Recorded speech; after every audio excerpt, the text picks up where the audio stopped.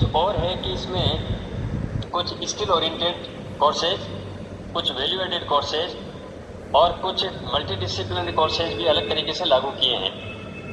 यह समय की आवश्यकता भी है, क्योंकि केवल डिग्री देने मात्र से जॉब नहीं मिल रहा है, या डिग्री देने मात्र से हम लोग ये मृग मरीचिका है कि डिग्री से कुछ होने जाना है नहीं। है बच्चे के खुद के इंटरेस्ट के ऊपर है, बच्चा अब उसको डिग्री को एक आधार बना करके आगे अपना सारा अध्ययन अध्यापन का कार्य करवाता है।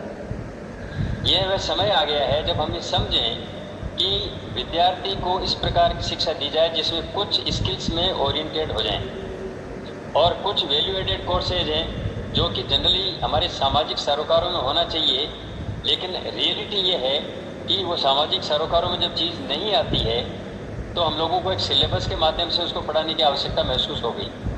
उदाहरण के तौर पे ट्रैफिक के रूल्स मानने चाहिए, लेकिन ट्रैफिक के रूल्स मानने चाहिए सब कह रहे हैं, लेकिन उसको इम्प्लीमेंटेशन में बड़ी प्रॉब्लम आती है।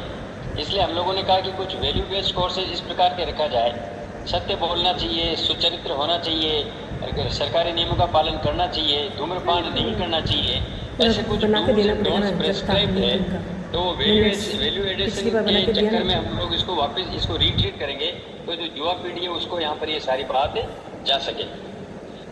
दूसरी बात है, अब भले 3-3, 4-4 क्रेडिट के आधार पे स्किल बेस्ड हमारे कोर्सेज चलाएं, लेकिन उसके आधार पे हम लोगों को इसमें कार्यवाही करनी ही पड़ेगी।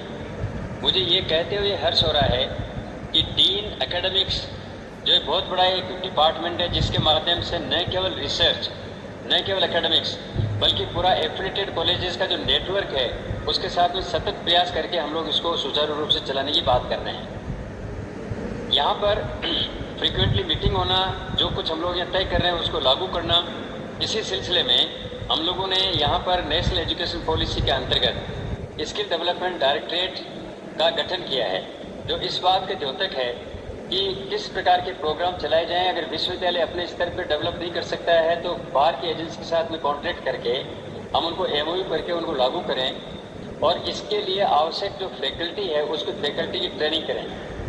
और बेंगलोर बेस्ड एक व्यक्ति या संस्था है जहाँ पर हमारी बातचीत चल रही है, आने वाले समय में फैकल्टी डेवलपमेंट प्रोग्राम चलाएंगे जो ऑनलाइन वर्चुअल मोड पर होगा। प्रत्येक महाविद्यालय के वो शिक्षक जो वैल्यू बेस्ड पेपर पढ़ा रहे हैं या स्किल बेस्ड पेपर पढ़ा रहे हैं, तो एक उनको एक रेगुलर ट्रेनिंग के रूप में भी मिलेगा और कई कंफ्यूजन है उसको भी दूर करेंगे। इसी प्रकार से जो वैल्यू बेस्ड और स्किल बेस्ड कोर्सेज है, जल्दी ही जो एक टू स्टार्ट विद जो है कुछ कोर्सेज को हम लोग एनालिस्ट कर लेंगे और आपके साथ में शेयर कर दिया जाएगा। मेरी इस समय 2 रिक्वेस्ट है। 2 रिक्वेस्ट ये है कि मैं बार बार इस बात को रिट्रीट कर रहा हूँ कि विश्वविद्यालय जब आगे बढ़ता है तो कॉलेजेस भी आगे बढ़ती है, साथ ही कॉलेजेस भी आगे बढ़ती है तो विश्वविद्यालय भी आगे बढ़ती है। एक प्रकार का इसका सामंजस्य की बात है, तो इसमें आपस में म्यूचुअली कोऑपरेशन की बात होनी चाहिए। अब कोऑपरेशन का है, सेंटर का है, ये सारी चीज़ हम गलत प्रक्रिया में चलेंगे, आपके बच्चों का तो नुकसान होगा ही होगा। तो इस प्रकार की बातें जब होती है वो कड़वाहट के साथ होती है, अच्छा नहीं लगता है। मेरी आपसे गुजारिश है कि आप और हम एक परिवार के रूप में चलते हैं, कोई समस्याएं होती है उसका निराकरण करें, लेकिन ये इस तरह से जिद करना कि साहब मैं मेरे विद्यार्थी को मेरे ही कॉलेज में सेंटर दो, या मेरा कॉलेज का जो विद्यार्थी है वो यहाँ पर 20-25 किलोमीटर दूर जा नहीं सकता है, ये इस प्रकार की बातें तो विश्वविद्यालय का जो एक तकनीकी ढांचा वो गड़बड़ा जाता है। तो एक तो इस बात में आपका सहयोग चाहिए। जो एफिलिएशन के जो नॉर्म्स हैं जो सर्वमान्य रूप से यहाँ पर जारी किए गए हैं, फीस के माध्यम से मुझे मालूम है कि फीस को बढ़ाना बहुत मुश्किल काम होता है, लेकिन विश्वविद्यालय के लिए उससे भी ज़्यादा तकलीफ दे, क्योंकि विश्वविद्यालय भी सस्टेनेबल अपने सेल्फ सस्टेनेबल के रूप में मॉडल में चल रहा है, आपके सहयोग बिना वो चल नहीं सकता है। तो इसमें भी आपका सहयोग की आवश्यकता है। और एक महत्वपूर्ण बात यह है, जो अभी हमने एक्सपेरिमेंट किया, बीकॉम का लास्ट पेपर 31 तारीख को हुआ था और आज तारीख है 9, 10 तारीख को इसका रिजल्ट डिक्लेयर हो जाएगा विदिन 10 डेज। ये अपने आप में एक रिकॉर्ड है। ये सारा सब कुछ संभव हुआ आप लोगों के सहयोग से। जो कॉलेजेस वालों ने जिस प्रकार से एग्ज़ाम में पेपर लेके एग्ज़ाम कराया, उसको पैकेट बना के वापस भेज दिया है और इवेल्यूशन करा के उन्होंने सिस्टम से अपलोड कर दिया है। रिजल्ट हमारा सारा अपलोड हो गया है। जब कल 10 दिन के अंदर अंदर रिजल्ट आता है तो इसमें आप लोगों की सहभागिता को भी मैं अंडरलाइन करना चाहूँगा। इसी प्रकार का सहयोग आपको मिलता रहे। कहीं कोई बातचीत होती है कानून की बाध्यता की वजह से किसी प्रकार से, तो बजाय ये कोर्ट का रास्ता बड़ा लंबा रास्ता है, संस्थान को फर्क इसलिए नहीं पड़ता कि संस्थान भी लंबे समय में फिर इसी में उलझी रहती है, एनर्जी वेस्ट होती है। आपकी भी जो है बजाय पढ़ाई लिखाई करने की बात करने की कोर्ट कचहरी में बातें आती है, तो ये चीज़ें एक अच्छा एनवायरनमेंट क्रिएट नहीं करता है। जो कुछ भी बात है उसको हम लोग बैठ के जो हल कर सकते हैं उनको हमको निपटारा करना चाहिए।